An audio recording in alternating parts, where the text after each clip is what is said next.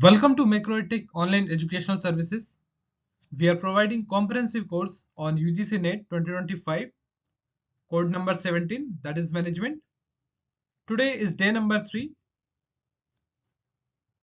In last video, I discussed one behavioral skill theory, Abraham Maslow's need theory, and in today we will discuss Douglas McGregor's theories X and Y. So in 1960, Douglas McGregor formulated theory X and Y, suggesting two aspects of human behavior at work, or in other words, two different views of individuals, one of which is negative, called as theory X, and other is positive, is called theory Y. So according to McGregor, the perception of managers on the nature of individuals is based on various assumptions. Assumption of theory X. An average employee doesn't like work and tries to escape it whenever possible.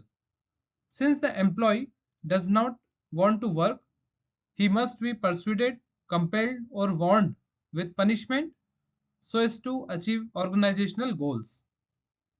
Many employees rank job security on top, and they have little or no aspiration. Employees generally dislike responsibilities. Employees resist change. An average employee needs formal direction. Now, assumptions of theory Y. Employee can perceive their job as relaxing and normal. They exercise their physical and mental efforts in an inherent manner in their jobs.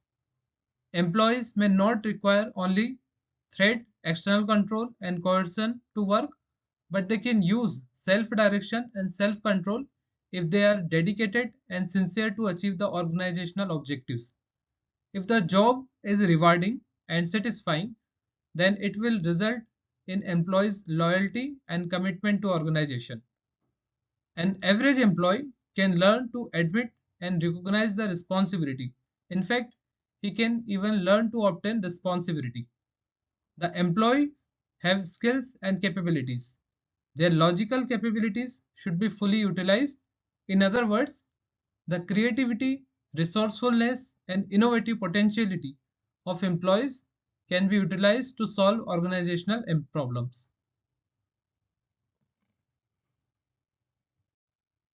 We can say that theory X presents a pessimistic view of employees' nature and behavior at work, while theory Y presents an optimistic view of employees' nature and behavior at work. If correlate it with Maslow's theory, we can say that theory X is based on assumption that the employees emphasizes on psychological needs and safety needs, while theory Y is based on assumption that the social needs, esteem needs, and self-actualization needs dominate the employees. McGregor views theory Y to be more valid and reasonable than theory X. He encouraged cordial team relations, responsible and stimulating jobs, and participation of all in decision-making process. Next topic, system approach. The word system is taken from a Greek language which means to bring together or to combine. A system is set of interrelated parts which work together to achieve certain goals. According to Ludwig von, in order to understand an organized whole, we must know both the parts as well as relation between them. Concepts of system approach to management. First, open or closed system. System may be either open or closed. An open system is one which depends on outside environment for survival. A closed system does not interact with environment. Second, subsystem. The full system is made up of many parts. Each part is called subsystem. A system may be subsystem of larger system. For an example, a department is a subsystem of a plant. A plant is a subsystem of a company.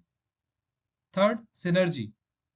Synergy means that the whole is greater than the sum of its parts. In an organization, when different departments cooperate and interact, they become more productive. This is called synergy. Fourth, define boundaries. Each system has a boundary that separates it from environment. In case of closed system, the system boundary is rigid. However, in an open system, the boundary is flexible. A business organization has boundaries with many external systems like creditors, suppliers, customers, government agencies. The system is inside the boundary, the environment is outside the boundary. Fifth one, feedback mechanism. A system can adjust itself to the changing environment through the feedback mechanism. Sixth one, multidisciplinary. Management system uses information from many fields such as psychology, sociology, ecology, economics, mathematics, statistics, operation research, system analysis. Therefore, it is a multidisciplinary. 7. Consideration of whole system. No part of the system can be fully studied and understood without understanding all its parts. So instead of dealing separately with different parts of one organization, the manager must study the organization as a whole.